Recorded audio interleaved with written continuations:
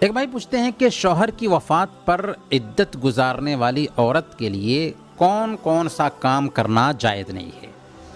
ایک عورت کا اگر شوہر وفات پا جاتا ہے تو اس کے لیے ضروری ہے کہ وہ 4 مہینے 10 دن تک عدت گزارے، اور عدت کے درمیان جو پابندیاں ہیں وہ کچھ اس طرح ہیں۔ پہلے نمبر پر شوہر کی وفات کے وقت جس گھر میں وہ ٹھہری تھی اسی گھر میں رہے یہاں تک کہ عدت ختم ہو جائے۔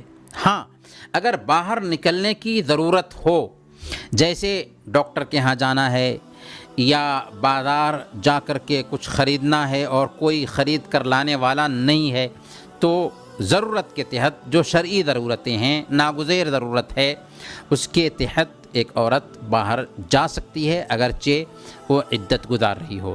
دوسرے نمبر پر ایک عورت عدت کے بیچ خوبصورت لباس سے پرہیز کرے گی، عام اور سادہ لباس پہنے گی۔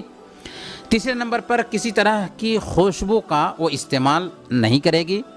چوتھے نمبر پر کسی طرح کے زیورات کا وہ استعمال نہیں کرے گی، اور 5ویں نمبر پر وہ کسی طرح کا سرما اور مہندی بھی استعمال نہیں کرے گی۔